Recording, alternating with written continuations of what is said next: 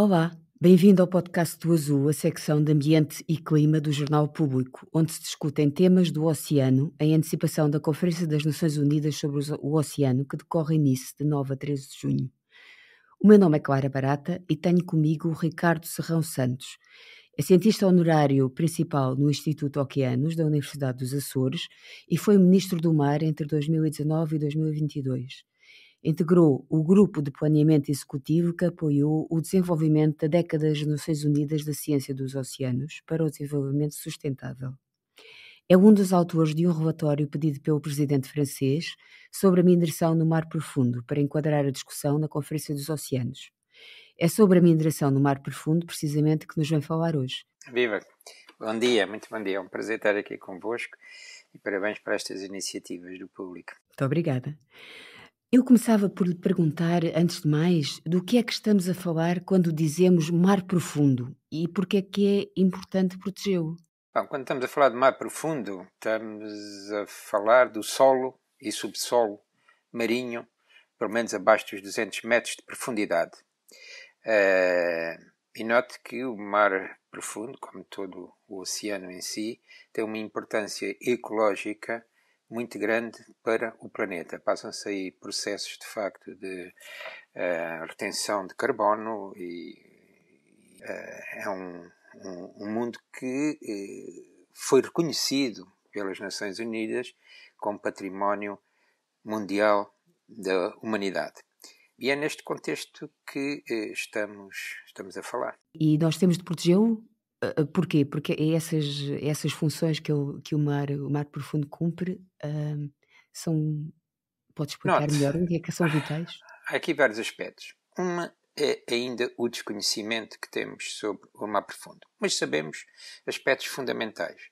Uma é da lentidão de todos os processos que ocorrem no mar profundo.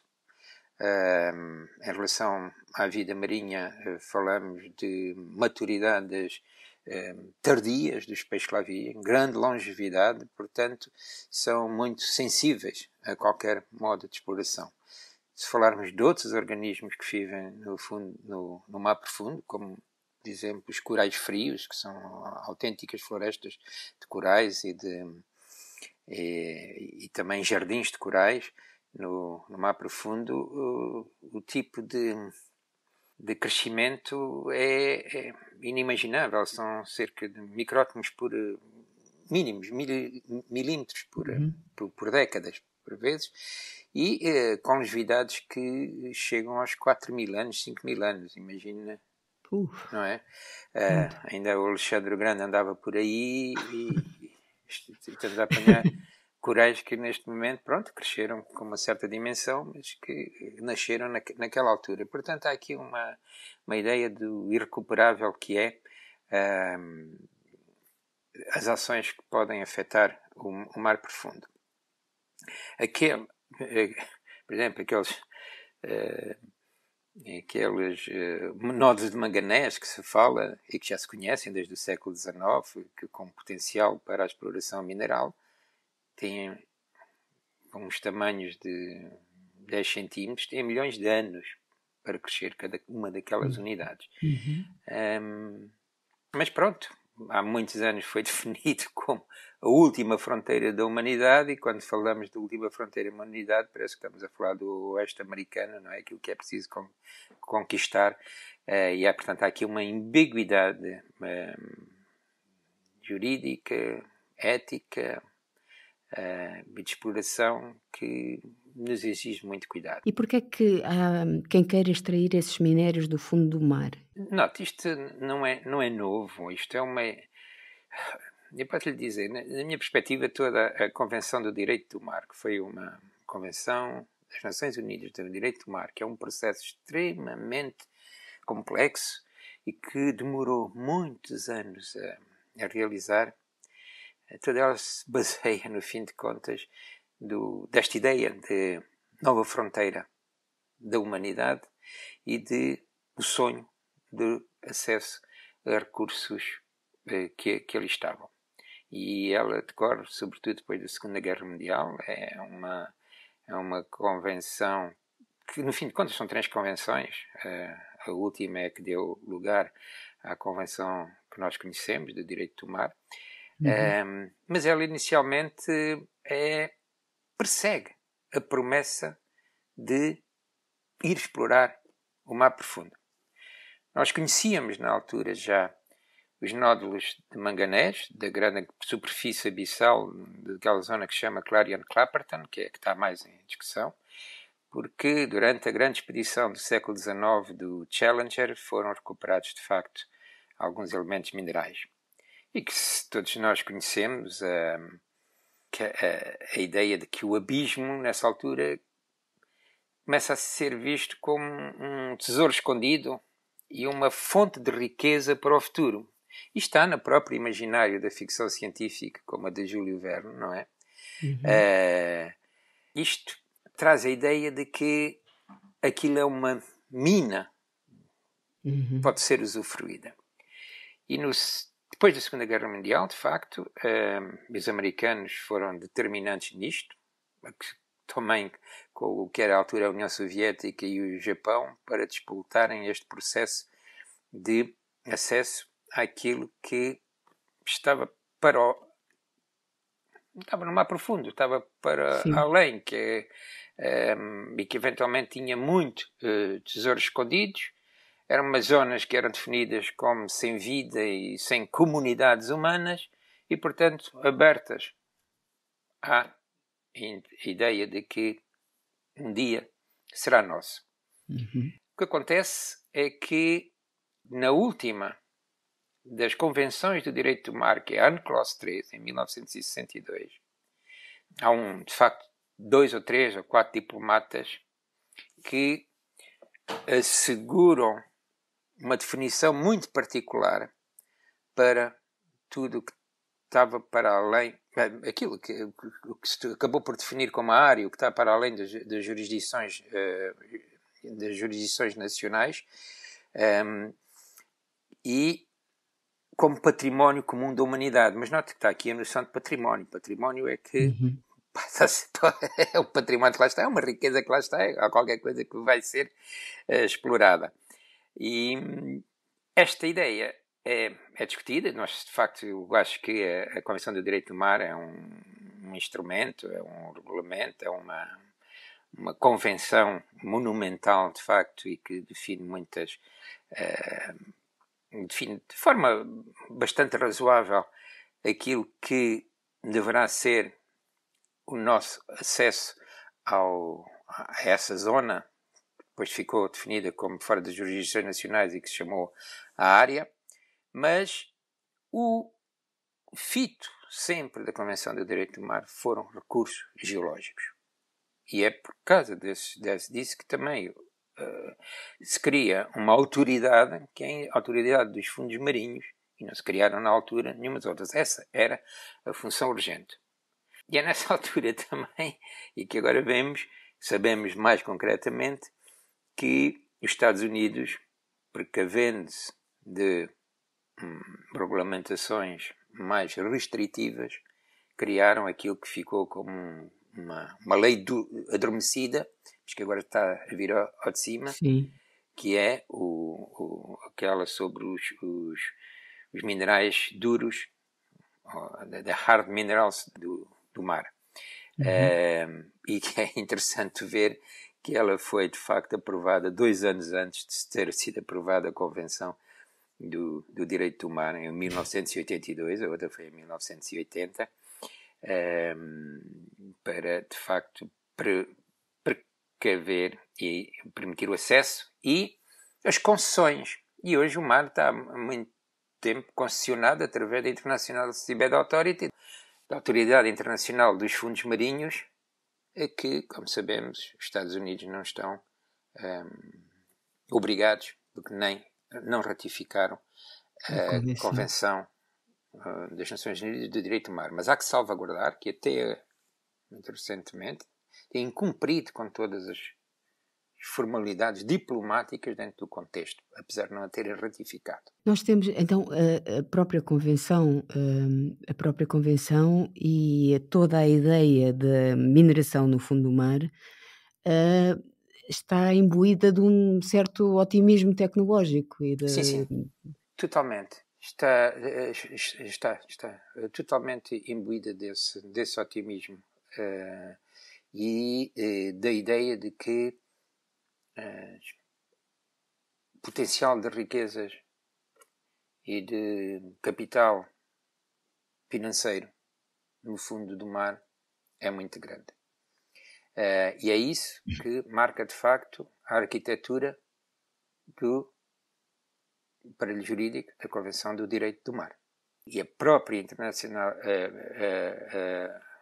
a Autoridade Internacional para os Fundos Marinhos é tanto uma guardiã do bem comum, que é esta área, como uma facilitadora da exploração. E isto tem sido, de certo modo, um conflito.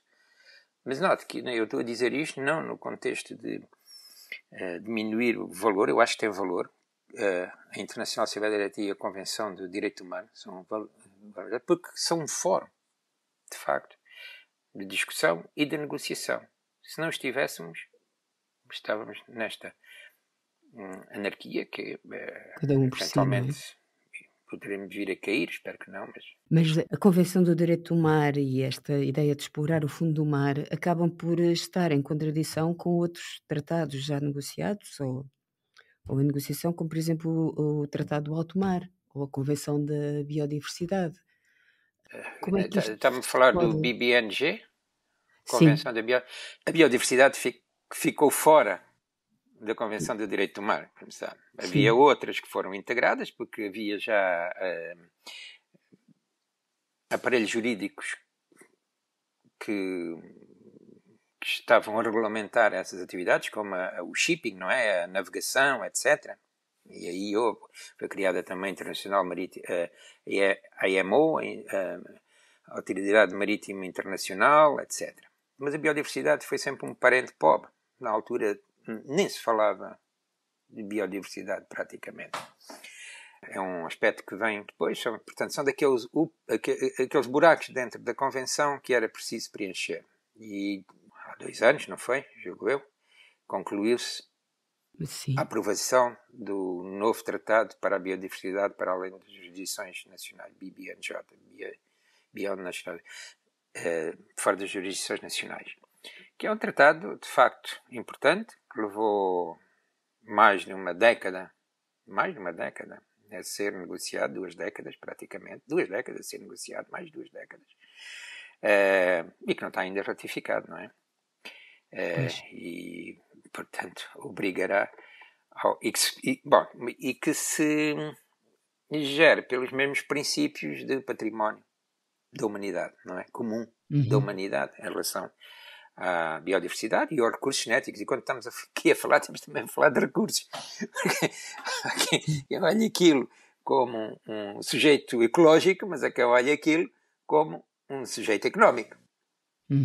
Para a bioeconomia, a biotecnologia, etc. E o que importa aqui negociar, que é aquele princípio muito bonito que está de facto na Convenção, é de que tudo que for para ali de rendimento tem que ser distribuído pela humanidade, um processo complexo e que não está longe de estar definido e aceito pelos países que são tecnologicamente mais avançados.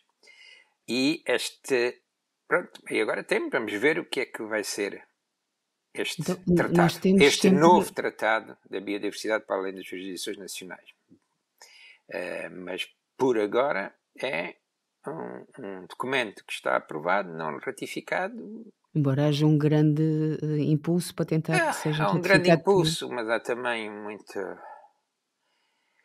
como é que ele dizer, muito blue watching. E próprias empresas neste momento jogam neste contexto da exploração da ideia de desenvolvimento sustentável e o próprio conceito de sustentabilidade, quanto a mim, está a perder um pouco o seu trilho e a ser usado muitas vezes de forma inadequada. Portanto, estes tratados, estas iniciativas que são negociadas, no fundo, acabam por não acabam por não proteger, de facto, a biodiversidade e o património, porque têm Não, todas uma visão comercial não, por trás, ou eles têm, industrial. mas até agora o que se nota, não há mineração do mar profundo. Sim. Não há.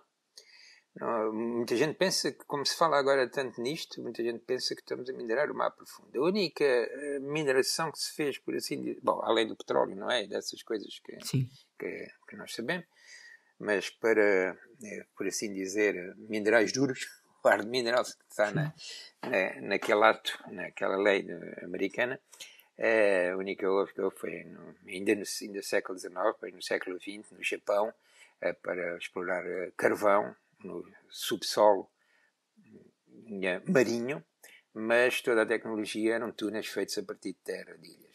A outra ainda não existe, e está em curso um movimento, de facto, que pede muita cautela em relação a esses processos. Daí essa questão das moratórias e afins, quer através de movimentos sociais e comunitários, e isto, por exemplo, aconteceu de maneira forte na Papua Nova Guiné com os guerreiros de Solwara.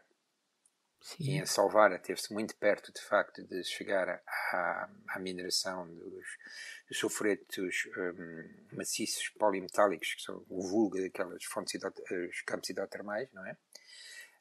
Mas depois a empresa Nautilus entrar em insolvência e alguns conflitos nas próprias parcerias com o governo, que era parceiro do governo da Papua Nova Guiné. E também trouxe ao de cima movimentos sociais e religiosos que vieram defender o mar e essas zonas como uma entidade ecológica ou religiosa, etc. As ciências têm feito muitas vozes de aviso, têm sobretudo dito que os impactos neste momento são incomensuráveis, mas são reais, e não só nos locais onde onde se pretende fazer a mineração, como a grandes distâncias dela e na própria coluna d'água, onde há recursos também que neste momento são relevantes, que não só para as pescas, como para, por exemplo, atividades turísticas como o whale watching e coisa, porque todas estas atividades podem afetar enormemente não só o que está no local, como aquilo que está nos fundos marinhos longe do local onde há a mineração, quer o que está na coluna d'água, devido aos efeitos das plumas de dispersão da atividade mineral, não é? Note, enquanto nós sabemos que numa mineração em terra a dispersão existe, note, tem sido encontrados na atmosfera vestígios de minerais pesados, metais pesados, de certos sítios onde são, e vão muito longe, vão muito longe da atmosfera, mas são partículas. A coluna d'água é espessa, é complexíssima em termos de correntes e movimentação, e portanto esse material, resultando dessas plumas, esse material dos sedimentos, vai ser transportado para ao longo, e muitos deles têm tóxicos, não é? Aliás, são depósitos que nem se deviam mexer para assegurar que o próprio oceano funciona e que o oceano e a atmosfera funcionam, e numa altura em que estamos a imaginar sistemas de mitigação relativamente às alterações climáticas, estaríamos a perturbar um sistema onde estão sequestradas carbono, onde está sequestrado tudo aquilo que lá está depositado. E precisamente porque o oceano é Portugal foi pioneiro ao aprovar uma lei que impõe uma moratória na mineração do mar profundo até 2050. Mas há interesses de países ou de empresas na mineração em mar profundo em zonas perto das águas portuguesas e que possam ter esses efeitos negativos de que falou Sim, qualquer para o nosso mineração. território? Potencialmente, em particular aqui na região dos Açores, uma vez que estamos numa dorsal oceânica com manifestações de hidrotermais as manifestações e os sistemas hidrotermais, as colunas, são também chamadas pelos geólogos maciços polimetálicos. Uhum. As colunas estão cheias de minerais, não é? Aliás, eles são trazidos do subsolo marinho através daquelas correntes quentes e vão sendo depositados. Portanto, há aí um potencial. Há também as crostas de cobalto. E note uma coisa, falamos, na mineração do mar profundo, falamos em três tipos.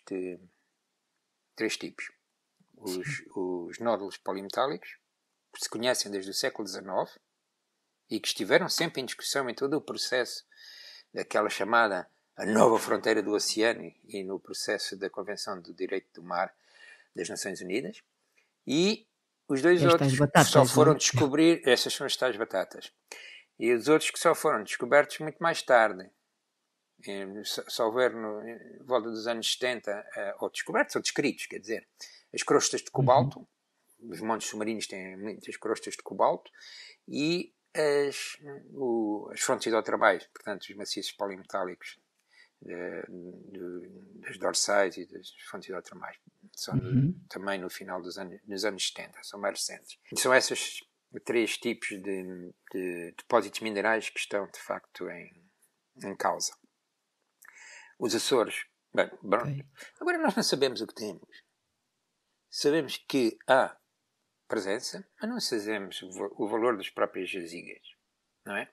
Aliás, para isso era preciso haver mais investigação, e neste momento, obviamente, já houve aqui, a Nautilus esteve muito interessada, talvez no início dos anos 2000, em iniciar atividades de prospecção, porque ninguém vai explorar sem ter prospectado e saber o que lá está. Ninguém se pode interessar por um depósito se esse depósito não existe.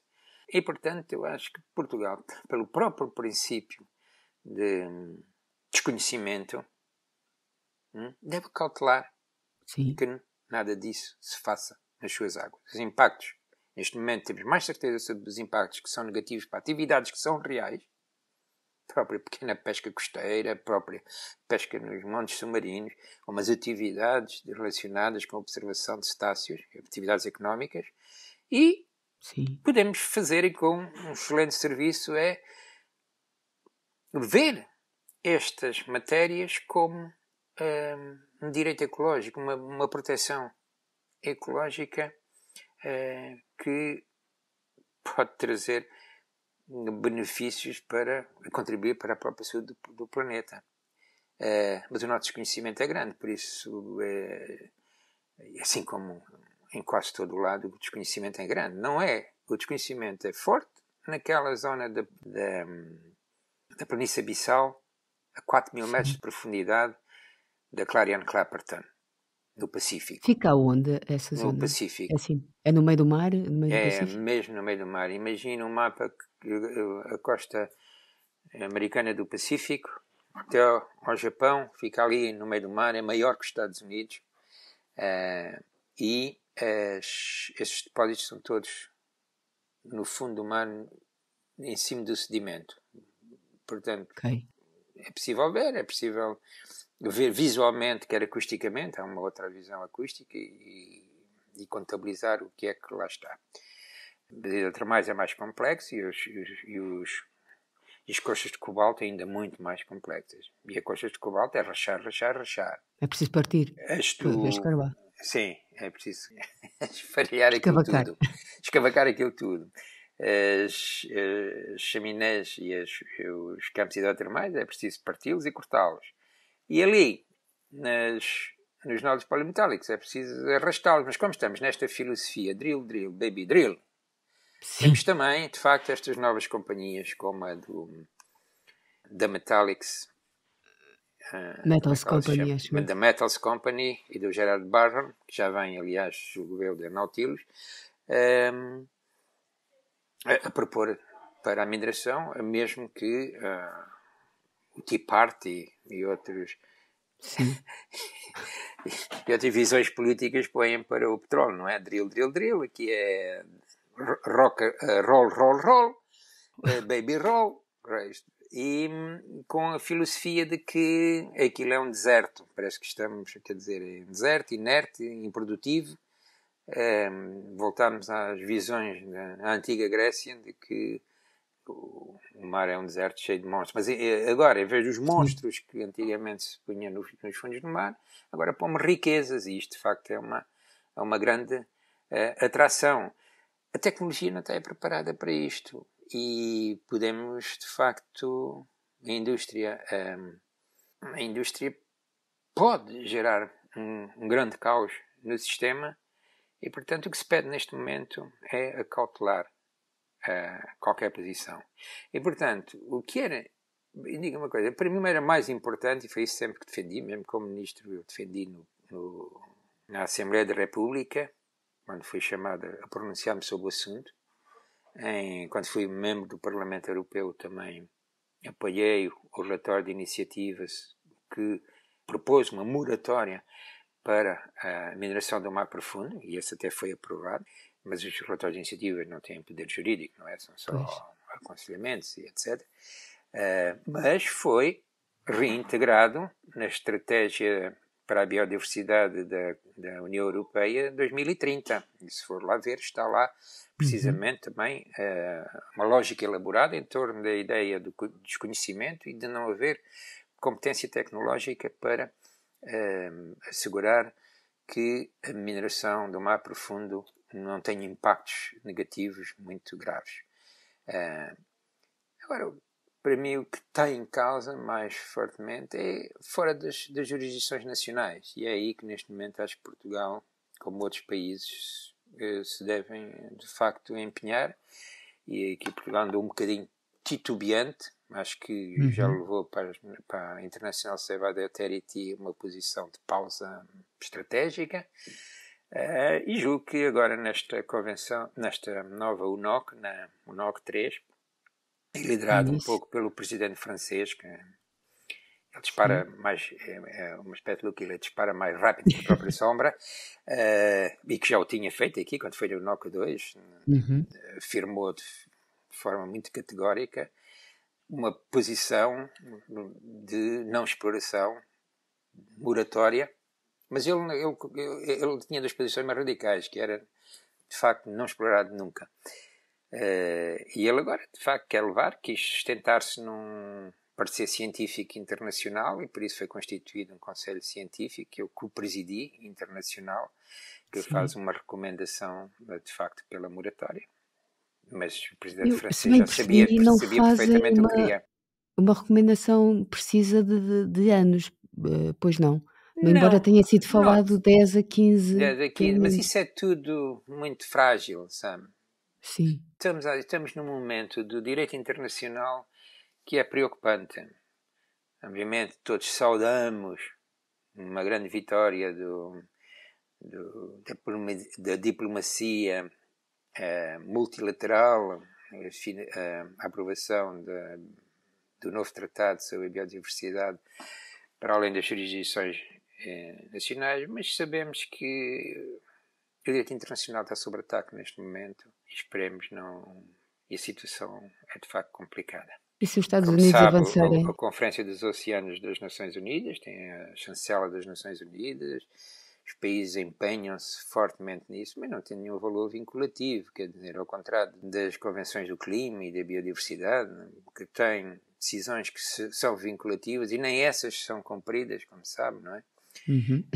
Esta aqui é uma mobilização de intenções que é de facto importante, mas que depois não é refletida em lei internacional. E acha que os Estados Unidos podem de facto avançar autorizando a mineração em mar profundo? E o que é que isso pode fazer ao quadro internacional? Isto seria uma situação muito, muito grave, julgo eu. Mas podem, teoricamente podem. Em 2007, os russos implantaram mas foi mais como uma paródia, por assim dizer. Sim. Uma bandeira de titânio no solo no fundos marinhos do Ártico, não é? Sim. Mas aí a simbologia também era um pouco diferente no contexto em que estão a disputar territórios no contexto do alargamento das plataformas continentais. Aquilo que se passa em Clarion-Clapperton é que não há nenhuma plataforma continental que lá chegue.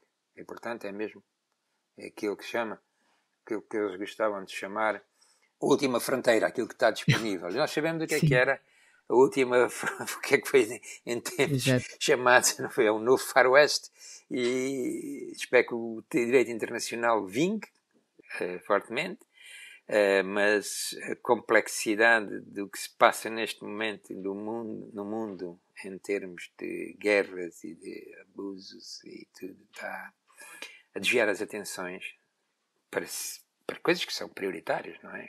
Guerra na Ucrânia, o que se passa neste momento, dos genocídios na Palestina, tudo isto de facto está... Pronto, e há outras áreas sombrias, como o Mar da China. Sim, muitas coisas... Mas teoricamente uma convenção obriga às partes que assinaram essa convenção, não é? Por exemplo, a Convenção para o Nordeste Atlântico. Sim. Que envolve todos os países, desde a Islândia a Noruega, países que não são da União Europeia, mas pronto, tem esta convenção do país para a qualidade do Atlântico. Ela começa uma convenção por causa das questões de poluição, mas ao longo dos anos absorveu questões como a biodiversidade e as áreas marinhas protegidas. Há muitos anos os Açores, Portugal é que é o membro da Convenção, não é? Portugal levou até à Convenção a proteção de fundos marinhos. Aliás, fora da zona económica exclusiva portuguesa, como o sítio de Altamar Rainbow, zonas a norte na dorsal atlântica, porque, perante o direito internacional, Portugal, que tem este processo da extensão da plataforma, tem neste momento jurisdição sobre isso, enquanto não for demonstrado o contrário. E, portanto, declarou ali há importantes áreas de proteção dos fundos marinhos. E os parceiros, portanto, a norte dos Açores, comprometeram-se a proteger a coluna d'água. Mas só obriga as partes da Convenção, os países que são partes da Convenção. Pois. Não é? E nós hoje estamos a assistir a situações tão complexas como estas. O Tribunal Penal Internacional, que muitos países não fazem parte, como por exemplo a Rússia ou os Estados Unidos, mas outros que fazem parte estão a retirar-se porque não querem cumprir. Não querem cumprir as determinações. Portanto, eu acho que esta situação do multilateralismo e de conquistas que, na perspectiva de quem tem perspectivas humanistas sobre o planeta, oceanos, está a ser posta em causa em vários quadrados do xadrez internacional. Sim, são muitas preocupações para os nossos dias, não são para o futuro, são já agora. Mas o que é bom na questão da UNOC, pronto, são mensagens de otimismo que se querem levar para a frente. E essas mensagens de otimismo é que ainda estamos a tempo de acautelar mais riscos para o ambiente. E a mineração do mar profundo, neste momento, a ciência diz, não estamos preparados para ela. É um risco muito grande que acumula e acresce aos riscos que já temos, todos os impactos que fizemos sobre o planeta. E o oceano é uma máquina, um coração do planeta que, se ele sofre mais impactos, pode de facto descarrilar mais depressa, e nós nem sabemos se ainda o conseguimos reanimar, não é? Reanimar, não é? E está confiante que esta conferência vai ter sucesso ou vão sair de lá de facto essas mensagens de otimismo? Eu acho que sim, nesta questão da mineração do mar profundo, a própria autoridade dos fundos marinhos, a Autoridade Internacional dos Fundos Marinhos tem agora uma nova presidente, aquelas ligações que se dizia haverem fortes entre o anterior secretário e as indústrias de mineração estão eventualmente a ser atenuadas, mas aí ela começa a ser fortemente criticada agora pelo lado dos industriais e dos empreendedores da mineração.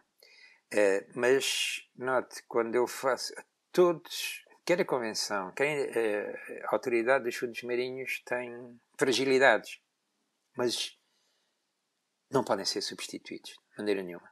E é importante que não se toque neles, porque são instrumentos que ainda nos permitem salvaguardar o respeito pelas atividades humanas e a consideração do oceano como um espaço ecológico. Se começamos a vê-lo só como um espaço para a economia, há um risco muito grande. E, portanto, este domínio do ecológico nas questões do oceano é muito, muito relevante, e eu acho que isso estará muito presente na nova Conferência Mundial dos Oceanos, e julgo que, a partir daí, irá crescer, com a influência de alguns presidentes ou primeiros-ministros, o princípio da precaução. E nota, o princípio da precaução não tem que ser contra o princípio da inovação. Sim. Mas, neste momento, no que toca a esse mundo ainda tão pouco conhecido e com interações tão complexas no contexto do oceano global, e o que fazemos aqui pode ter um efeito, terá um efeito noutro local, é bom que acautelemos e que apoiemos essa moratória, e o que vai crescer o apoio às moratórias. Temos esperança que sim, entre tantas possibilidades más, que haja essa réstia de esperança que nos anime para o futuro e para o nosso presente já próximo. Muito obrigada, professor. Este foi um dos podcasts do Azul, de uma série sobre os oceanos. O público vai acompanhar a Conferência dos Oceanos em Nice com o repórter Nicolau Ferreira. Até breve. O público fica no ouvido.